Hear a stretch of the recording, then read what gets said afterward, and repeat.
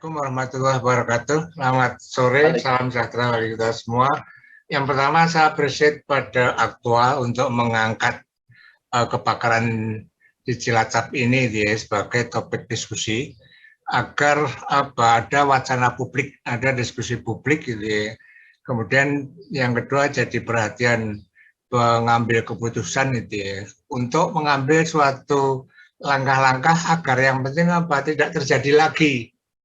Nah, saya di beberapa media memang menyatakan dugaan, saya mengatakan dugaan itu ya. Kalau dalam saya sebagai akademisi itu adalah hipotesis yang harus dibuktikan. Nah, cuman dugaan saya ini ada dasarnya itu ya. Ada dasarnya atau kalau dalam itu ada landasan teorinya. Nah, yang pertama dasar saya itu ya. Ini sudah 3 kali berturut-turut terjadi kebakaran itu ya. 2 kali di Cilacap, 1 kali di Balongan. Dan semua dikatakan sebagai karena petir itu ya. Juga karena petir tadi. Ketiganya selalu seperti itu.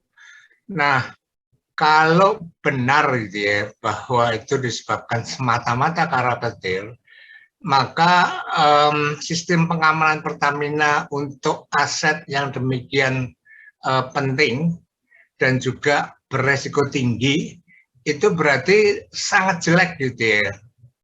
Yang saya tahu dalam sistem pengamanan yang berdasarkan standar internasional itu berlapis-lapis gitu ya. Jadi petir tadi saya tidak menyangkal apa yang dikatakan BMKG gitu ya, bahwa pada saat itu ada hujan dan ada petir. Nah, tapi dalam satu sistem pengamanan tadi, petir tadi itu kan pemantiknya itu ya. Nah, sebelum terjadi kebakaran, maka sistem keamanan tadi dia akan mencegahnya. Kalau kemudian lapis pertama, lapis kedua, sehingga tidak akan terjadi kebakaran tadi dengan sistem pengamanan. Kecuali pengamanannya Pertamina itu sangat jelek gitu ya. Itu seperti itu ya. Nah, kalau menggunakan standar internasional, maka itu dia akan disebut dengan zero accident. Karena tadi terjadi berlapis-lapis tadi gitu ya. Kalau petir tadi itu nggak disangka gitu ya, sebagai pemantik, tetapi sistem pengamanannya tadi mestinya akan mencegahnya. Itu satu. Nah, kemudian yang kedua, saya dulu pernah jadi anggota tim anti mafia migas gitu ya, yang ketuanya Faisal Basri. Salah satu hasil kajian kami itu menemukan bahwa ada upaya-upaya sistemik dari para pemburu rental untuk mencegah agar kilang tidak dibangun dan mengganggu existing kilang. Itu tujuannya apa? Kalau kilang tidak dibangun-bangun atau existing kilang itu terganggu gitu ya, maka pasti akan ada impor. Nah, di impor inilah mereka menjadikan sebagai lahan pemburu rental. Nah, pada saat terjadi kebakaran, Direktur Utama Pertamina, Bu Nika, mengatakan pasokan aman. Memang pasokannya aman gitu ya. Tetapi dalam yang terbakar sekitar 31.000 kiloliter, ini kan harus diisi. Nah, ngisinya dari mana? Dari kilang itu juga nggak mungkin. Pasti dari impor. Nah, oleh karena itu dia berdasarkan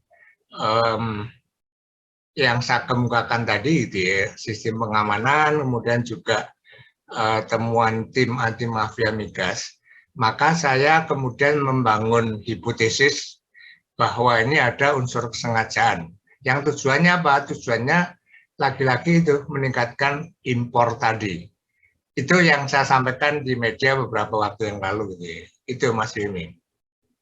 Oke, baik. Tapi terkait dengan pasokan minyak, apakah pasokan minyak secara nasional ini apakah akan terganggu atau bagaimana Pak menurut penilaian Pak Fahmi sendiri? Pak? Nah, jadi ini juga timbul pertanyaan penelitian lagi gitu ya.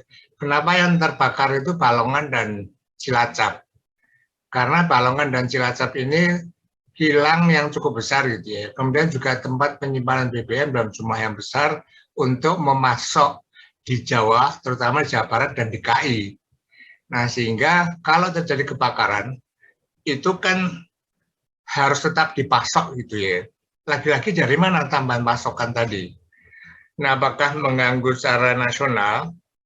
Kalau kita lihat volumenya itu kan sekitar 31.000 kiloliter gitu ya. Ya, itu kalau misalnya tidak segera diganti, tidak segera diisi, maka pasti akan mengganggu pasokan di Jawa Barat dan DKI. Nah, tentu kan langsung diisi kan. Nah, pertanyaannya kemudian dari mana ngisinya? Ya dari impor. Karena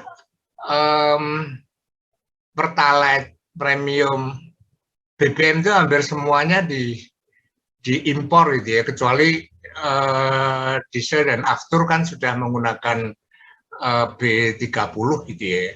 Tapi gasolin itu kalau data terakhir itu sekitar 850.000 barel per hari impornya itu. Nah, kalau kemudian ada kebakaran tadi kan mestinya meningkat. Nah, disitulah kemudian para pemburu rente itu bisa memburu rente di impor tadi. Itu Mas Rini.